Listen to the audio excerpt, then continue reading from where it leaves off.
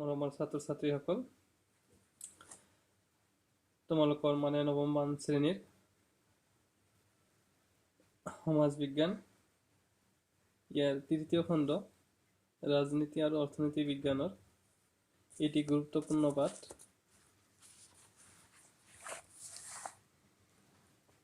অৰ্থনীতিৰ মৌলিক বিষয়সমূহৰ পাঠভিত্তিক প্ৰশ্নবোৰৰ বিষয়ে মই আলোচনা কৰিবলৈ লৈছোঁ। আশা কৰোঁ তোমালোকে যদি মোৰ ভিডিঅ'টো ভালদৰে চোৱা নিশ্চয় উপকৃত হ'বা। এতিয়া আহা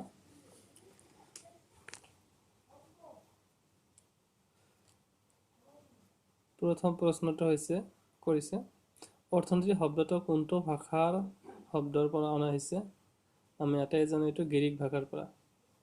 অৰ্থনীতি শব্দটো কোনটো ভাষাৰ শব্দৰ পৰা অনা হৈছে? গ্ৰীক ভাষাৰ পৰা। অৰ্থনীতি শব্দটো কোনটো শব্দৰ পৰা লোৱা হৈছে? তাত কৈছে ভাষাৰ শব্দৰ পৰা।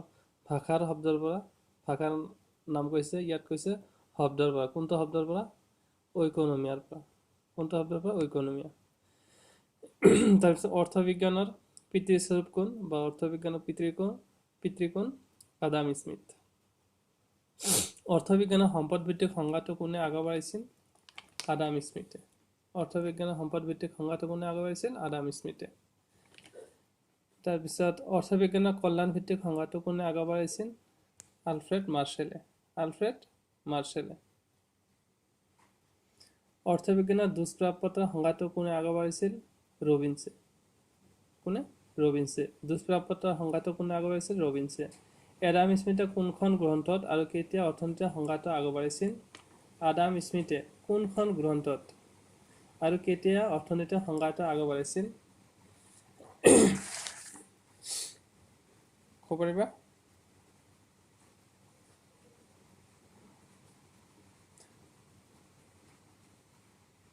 (1776) চনত তেখেতৰ প্ৰকাশিত গ্ৰন্থ an inquiry into the nature and causes of the wealth of nations, এইখন গ্ৰন্থত কিমান চনত? 1776 চনত গ্ৰন্থখনৰ নাম হৈছে an inquiry into the nature and causes of the wealth of nation.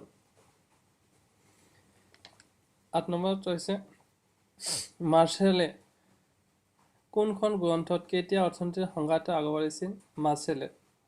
Alfred মাৰ্শ্বেলে 1890 চনত। কিমান চনত?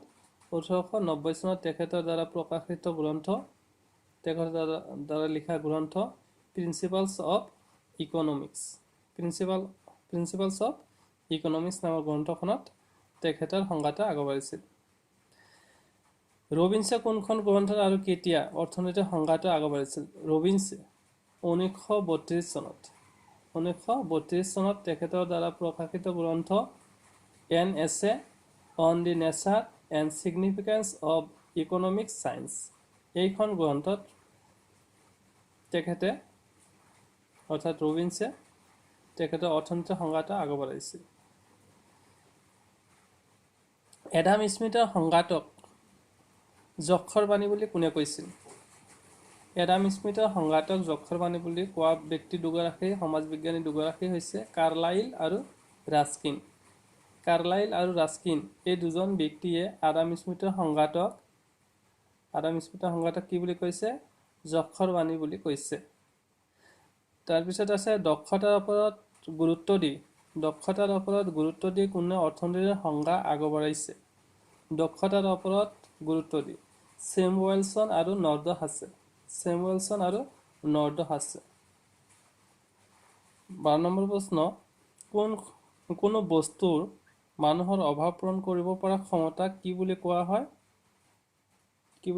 উপযোগিতা বুলি কোৱা হয়। কি বুলি কোৱা হয়? উপযোগিতা। প্ৰশ্ন আহিব পাৰে যে উপযোগিতা কি? তেতিয়া এইখিনি কথা ক'লে লওঁ। কোনো বস্তুৰ মানুহৰ অভাৱ পূৰণ কৰিব পৰা ক্ষমতাক উপযোগিতা বুলি কোৱা হয়।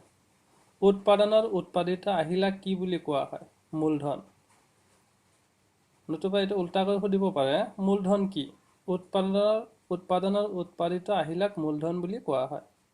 মাইক্ৰ' আৰু মেক্ৰ শব্দ দুটা কোন দুটা শব্দৰ পৰা লোৱা হৈছে যথাক্ৰমে মিক্ৰছ আৰু মেক্ৰছ